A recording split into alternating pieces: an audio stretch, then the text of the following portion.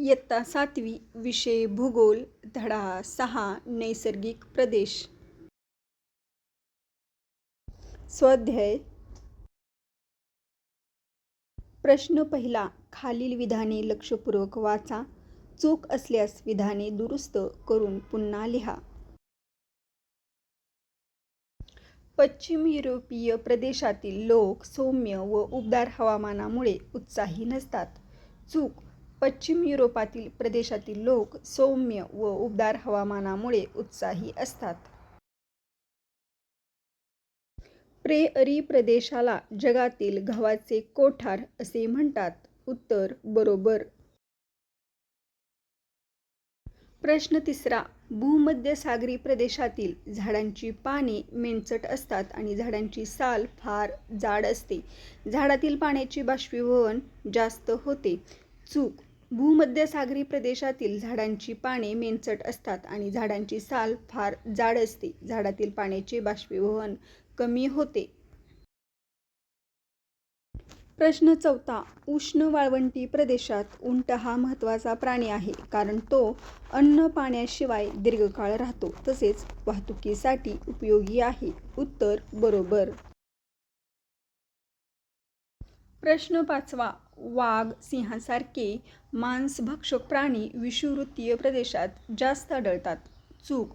वाघ, सिंह यासारखे मांसभक्षक प्राणी मोसमी प्रदेशात व गवताळ सुदान प्रदेशात जास्त आढळतात. प्रश्न दुसरा. भौगोलिक कारणे द्या. प्रश्न पहिला. मोसमी प्रदेशात प्रामुख्याने शेती व्यवसाय करतात. मोसमी प्रदेशात नैऋत्य मान्सून वाऱ्यापासून ठराविक ऋतूत पाऊस पडतो. या प्रदेशात सरासरी 250 ते 2500 मिमी पाऊस पडतो. या प्रदेशात उन्हाळ्यातील सरासरी तापमान सुमारे 27° ते 32° असते व हिवाळ्यातील तापमान सुमारे 15° ते 24° असे असते. मोसमी प्रदेशातील ही पर्जन्याची व तापमानाची स्थिती अनेक पिकांच्या वाढीसाठी अनुकूल ठरते.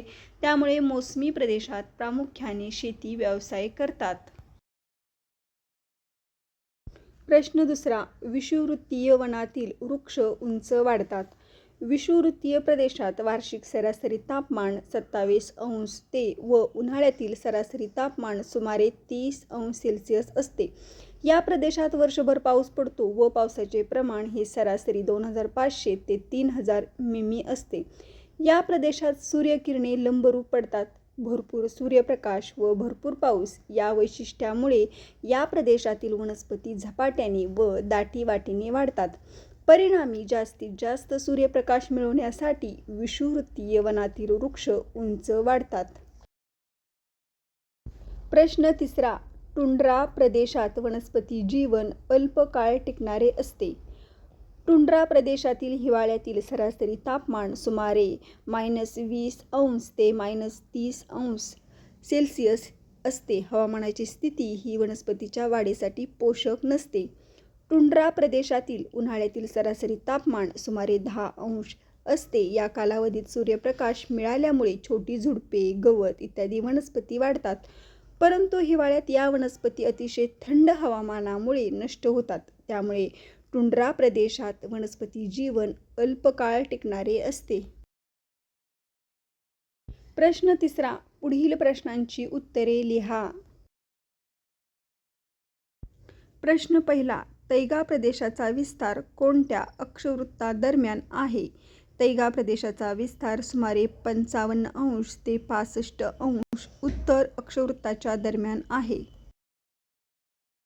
प्रश्न दुसरा. सुदान प्रदेशातील कोणतेही 3 तृणभक्षक प्राणी सांगा व त्यांच्या संरक्षणासाठी निसर्गाने कोणती व्यवस्था केली आहे? सुदान प्रदेशातील 3 तृणभक्षक प्राणी जिराफ, झेब्रा, कांगारू. स्वसंरक्षणासाठी निसर्गाने केलेली व्यवस्था. सुदान प्रदेशातील तृणभक्षक प्राण्यांना निसर्गाने चपळ पाय दिले आहेत. मांसभक्षक प्राण्यांना शिकारीसाठी हल्ला केला असता तृणभक्षक प्राण्यांना त्यांच्या चपळ पायांनी मांसभक्षक प्राण्यापासून अत्यंत वेगाने दूर पळणे शक्य होते व त्यामुळे त्यांना स्वतःच्या जीवाचे रक्षण करता येते. प्रश्न तिसरा. मोसमी प्रदेशात खाली दिलेली वैशिष्ट्ये कोणती? मोसमी प्रदेशाखाली दिलेली महत्त्वाची वैशिष्ट्ये पुढीलप्रमाणे आहेत. हवामानाशी संबंधित वैशिष्ट्ये. मोसमी प्रदेशात उन्हाळ्यातील सरासरी तापमान सुमारे 27°C ते 32°C असे असते. हिवाळ्यातील तापमान सुमारे 15°C ते 24°C असते. मोसमी प्रदेशात नैऋत्य मान्सून वाऱ्यापासून ठराविक ऋतूत पाऊस पडतो. पावसाचे प्रमाण सरासरी 250 ते 2500 मिमी असते. या प्रदेशात पावसाचे असमान व अनिश्चित वितरण आढळून येते.